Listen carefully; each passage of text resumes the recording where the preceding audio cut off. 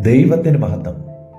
മാനവരാശിയുടെ പാപത്തിന് പരിഹാരത്തിനായി യേശു ക്രൂശീകരണത്തിന്റെ അതിവേദനയിൽ കൂടി കടന്നു പോകുന്ന സമയം അത്ഭുതകരമായ ഇരുട്ട് ഗോൽഗോഥായിൽ ഇറങ്ങി. ചുറ്റും നിന്ന മനുഷ്യരുടെ കണ്ണിൽ നിന്നും യേശുവിന്റെ രൂപം മറഞ്ഞു. പെട്ടെന്ന് ഇരുട്ടിനെ ഭേദിച്ചുകൊണ്ട് യേശുവിന്റെ ശബ്ദം പുറത്തു വന്നു. ഏലി ഏലി ലമ്മ ശബത്താനി, എന്റെ ദൈവമേ, എന്റെ ദൈവമേ, നീ എന്നെ കൈവിട്ടതെന്ത് എന്നർത്ഥം. ഈ വാക്കുകൾ മനുഷ്യനെ ദൈവം എത്രമാത്രം സ്നേഹിച്ചിരുന്നു എന്നും അവന്റെ വീണ്ടെടുപ്പിനായി സഹിച്ച ത്യാഗത്തിന്റെ ആഴം വെളിപ്പെടുത്തുന്നവയുമാണ്. നമ്മെ രക്ഷിക്കുവാനായി യേശു സ്വർഗീയ മഹിമ വിട്ട് മനുഷ്യനായി ഭൂമിയിൽ വന്ന് ദാസനായി തീർന്നു. അവിടെ അവസാനിക്കുന്നില്ല.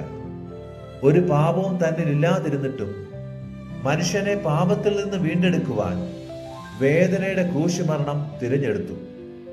ആ ക്രൂശിലായിരിക്കുമ്പോൾ തന്നെ പിതാവായ ദൈവത്താൽ കൈവിടപ്പെട്ടവനായി തീർന്നു. ആർക്കു വേണ്ടി?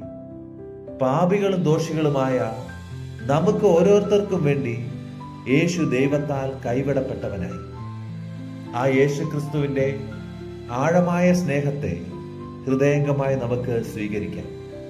മാനസാന്തരപ്പെട്ട് യേശുവിനെ ഹൃദയം കൊണ്ട് വിശ്വസിച്ച് വായ് കൊണ്ട് ഏറ്റുപറഞ്ഞ് വിശ്വാസ സ്നാനം സ്വീകരിച്ച് രക്ഷയുടെ സന്തോഷത്തിൽ മുന്നോട്ട് പോകുവാൻ ദൈവവചനം നമ്മെ ആഹ്വാനം ചെയ്യും.